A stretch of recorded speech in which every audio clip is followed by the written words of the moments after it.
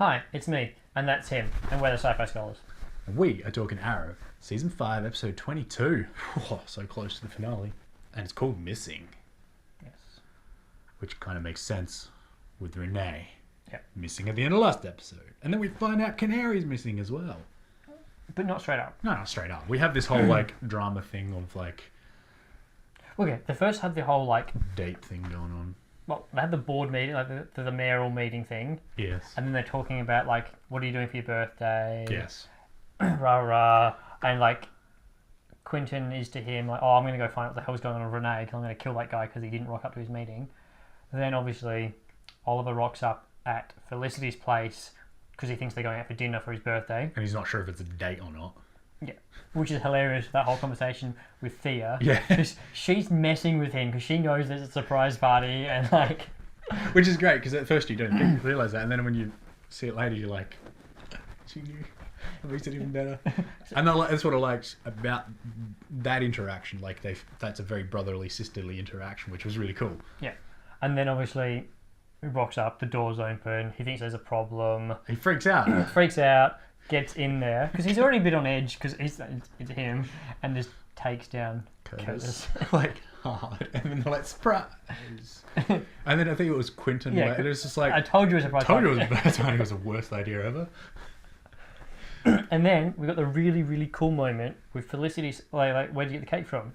Lord Messer Cakes or whatever, Yeah. which is a great fan service to people who know about Lord Messer's art and the Yeah. fan tie-ins he does with science fiction, especially Arrow stuff. Yeah, I felt it felt put in there deliberately, but it was a little bit slightly clunky for me.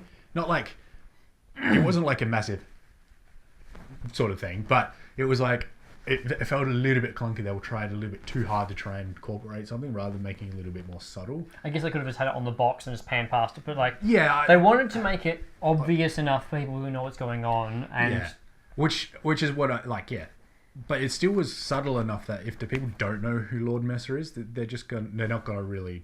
they're going to go Notice. searching through all the lore of Arrow trying to find out who this guy is. Quite possibly. But yeah, for me that was really cool.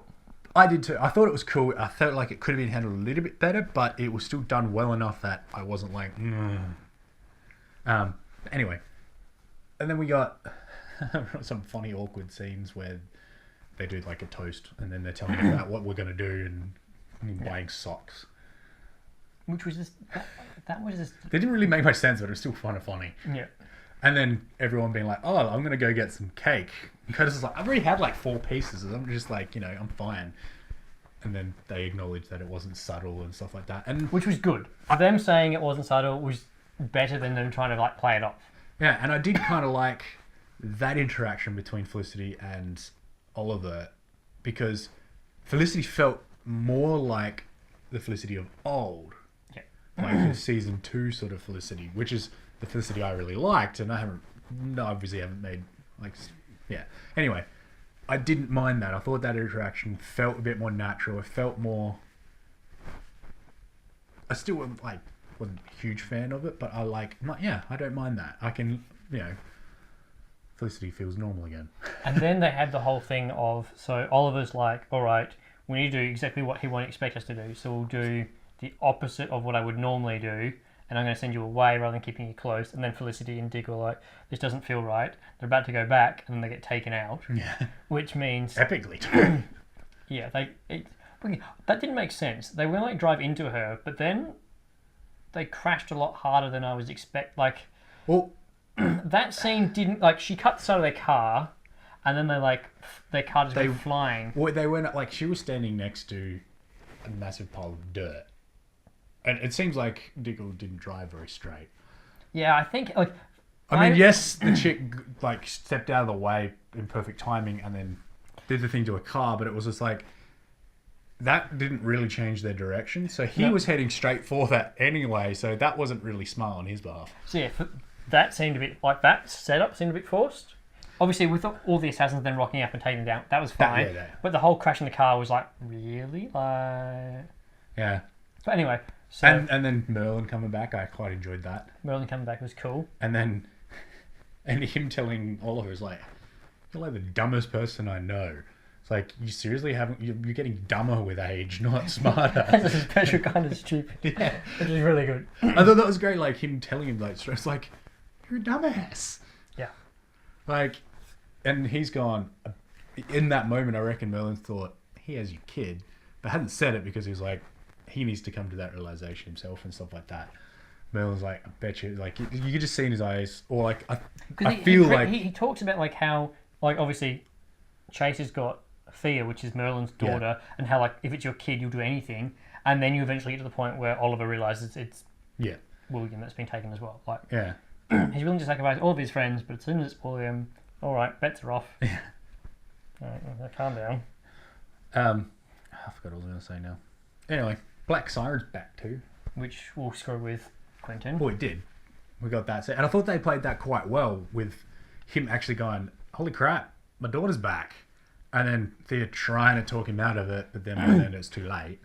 And then also in the truck, when they're transporting them, like Thea explaining it well enough and quick enough to, and then mentioning the aliens and stuff like that, and then him going, yeah, good point, if that's possible, why can't this parallel universe thing be possible? And him coming to the realization that no, that isn't my daughter, because I'm being told by someone I trust who knows that isn't my daughter. So then when they see him again together again, he's like, you're not my daughter, and she's like, by then she's already given up the whole... Although she also seems to be like, I'm only screwing with you because Chase is making me, and if it wasn't, I'd want to have some sort of deal with you. Which I'm not sure if she's just trying to play extra mind games, I think or she's kind of like missing her own actual dad. Or well, yeah, because I think her dad's her dad's dead on Earth too. So it makes sense that she's kind of feeling the same as what he is, and I think they're going to try and use that to bring her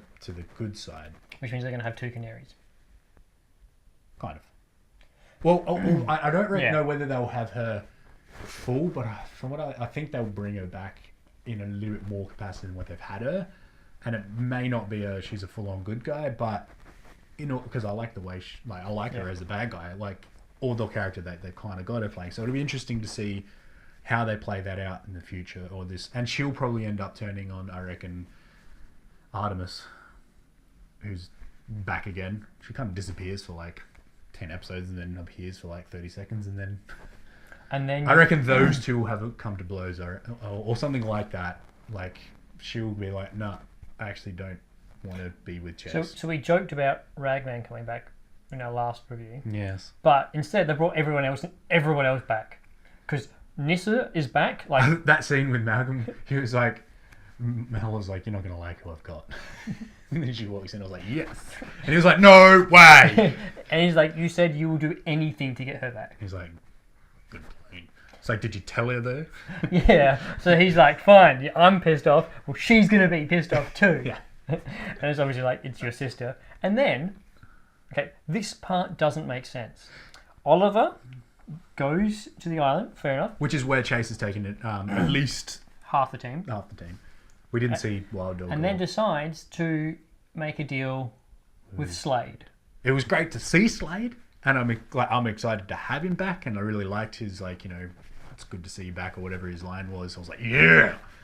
But yeah, so what they've presented logically doesn't really make sense at the moment. Yeah. Why?